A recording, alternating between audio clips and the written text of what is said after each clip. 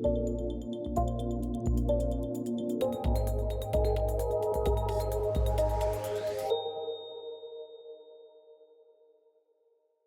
back to ILTA TV. I'm Michael Foster here with John from HaystackID. How you doing, John? I'm doing great. Yourself? Doing great. Finding the conference all right? Yeah, it's a good, busy show out there. Yeah, no kidding. So with HaystackID, we've got a couple questions for you. Really excited to dig in. So why is data triage considered a critical first step in forensic investigations? Well, because you really, when you're dealing with an investigation, you have some ideas about what's going on, or you have the idea of what the subject of an investigation might be, but that triage allows you to start honing in on, because you don't always get the truth, and it's not that people are trying to lie all the time. That happens too, but it's sometimes people just don't know. They think that they're using Gmail, for instance, and really they're using Outlook, M365, or vice versa. Like, a lot of people will actually have Gmail working through Outlook, and so they just kind of think, oh yeah, I'm using Outlook, I'm using Microsoft.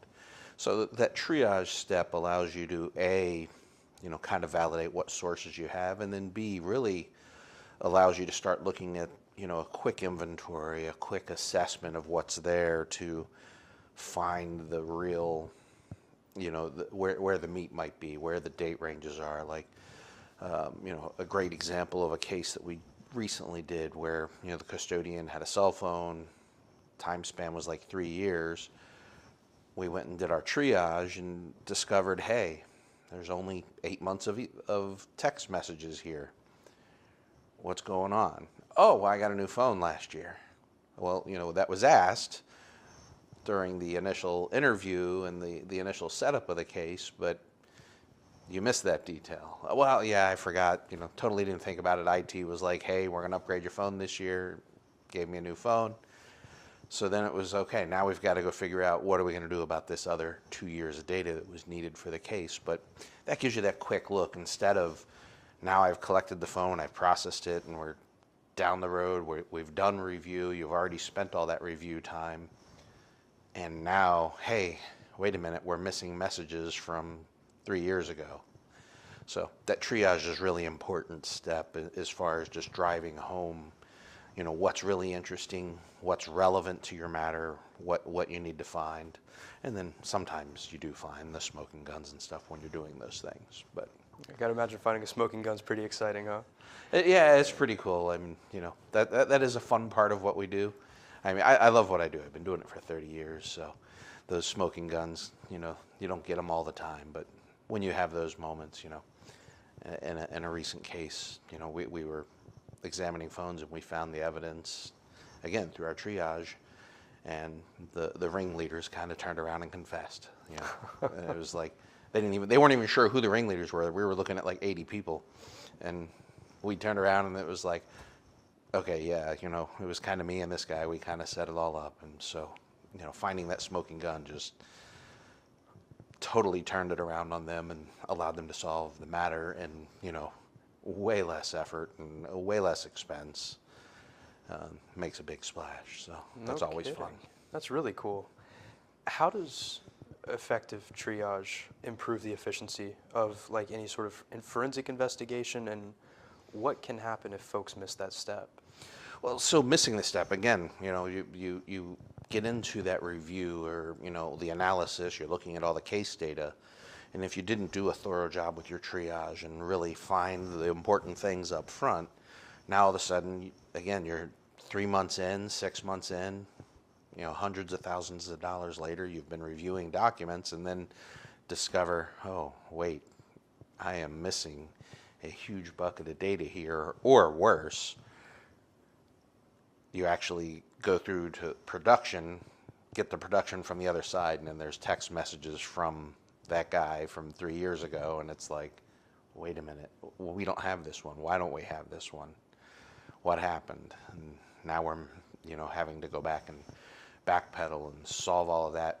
Now you're reviewing possibly a lot of documents a second time. You're reviewing, capturing data, and you have to do it in a much faster methodology. Can tend to lead to much higher expenses, when you start to compress that time frame, you got to draw in more resources. Resources cost more.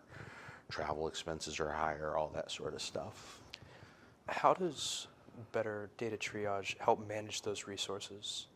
Well, because as when you're doing that triage, the really great things you start now. Okay, I can queue up the whole team. So we're kind of the front of the bus. We go out and we do the forensic investigation. We're kind of the front of the bus. They still have to go through the whole e-discovery process, process the data, get the data loaded into Relativity or whatever review platform is being used, and start looking at that actual data. But when you go through with that triage process, you spend a little more up front because you're taking a little more time and you're being a little more careful. But now I know, hey, this is the data that we need to load. It's this data set. And I can also turn around and say, hey, team, you've got 20 gigs coming, or, we just discovered there was a whole nother device because the guy didn't tell us about his device. Naturally. And you're going to have 120 gigs that they weren't prepared for. So you can queue all of that up. And again, it just allows you to manage those resources, manage the timelines, manage the processes in a much more planned state, and be much more effective because you understand the picture you're looking at. That's kind of the triage idea is like, you got a picture and it's kind of fuzzy and it's off in the distance, and triaging is getting a little closer, understanding where the frayed edges are, what things might be at risk, what things might be of concern, what things we have to get figured out so that we can then move even closer and stop looking at the whole picture, but maybe just look at the rabbit going into the hat.